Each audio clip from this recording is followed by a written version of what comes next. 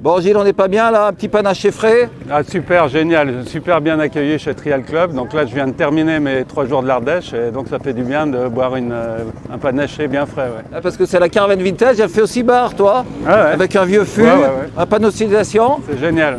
Et tu sais de quelle année elle est cette Non. caravane vintage? 1983, la même année que ma Fantique qui est dans le camion. La Fantique 240 que tu connais très bien. Hein. Oui, moi j'ai signé chez Fantique en 82 et j'ai roulé en 82 et 83 avec un 240 et en 84 avec un 300. Ouais, parce que c'était une petite moto super par rapport à ta SWM. Hein. Alors c'est vrai que moi quand je l'ai essayé en 81, j'ai été enthousiasmé par ce qu'elle apportait de nouveau dans le monde du trial, c'est-à-dire la maniabilité, le moteur vif, la facilité de conduite et puis après la fiabilité, la performance. Ouais. Et je me rappelle, Jean-Marc Derbet me disait que dans cette année où il y avait la 240, c'était 80% du marché de trial, un succès commercial incroyable. Ouais, c'était une moto qui était finalement celle qu'on avait en championnat du monde, elle était assez proche de la moto de série.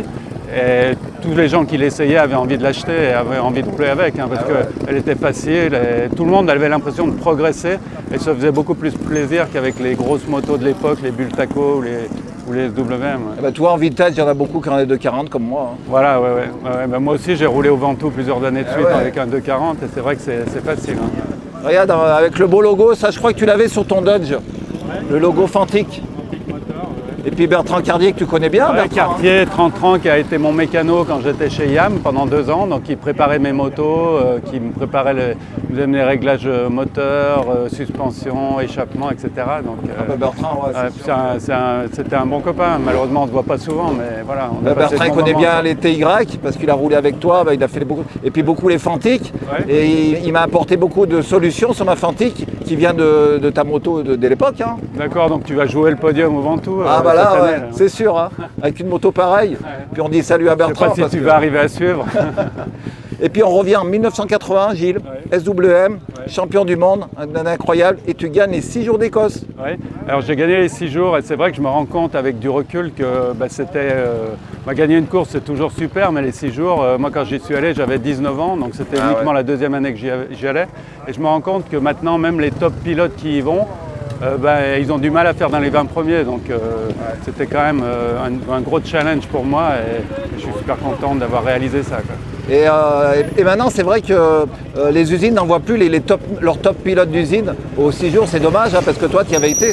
C'est dommage, mais tu sais, on pensait à l'époque que les Anglais nous en voulaient et que les Anglais ou les Écossais faisaient toujours gagner les Anglais, mais c'est pas ça du tout. Je pense que les Écossais aiment autant les Français, voire plus les Français que les Anglais.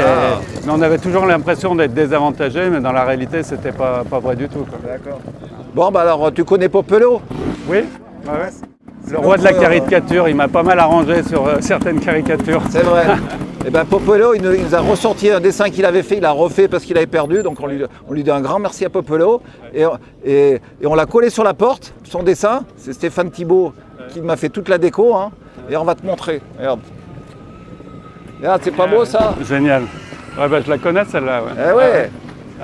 Bon là il t'a bien arrangé. Hein. Ouais, puis là il m'a fait un pneu, là je dois avoir de l'adhérence avec ça. Et ouais, parce que toi tu as été un des premiers pilotes avec Michelin. Ouais, alors j'ai pas été le premier parce que les premiers c'était Manuel Solaire, Charles Coutard, Vesterinen, mais moi j'étais juste derrière. Ouais. Ah ouais, d'accord.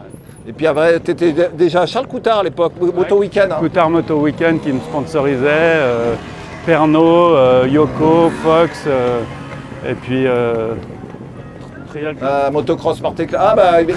Il a rajouté un Trial Club, il est sympa. Bon alors là, alors Gilles, si tu serais sympa, alors tu sais ce que j'ai amené? Eh oui, là on voit la dédicace. Hein. Ouais, ok, tu veux que je la fasse où la dédicace? Là-haut, là. Là-haut. Et puis après tu mettras ton nom, Gilles Burga. Allez, tu peux même commencer en haut si tu veux. Prends la place, elle est pour toi la porte.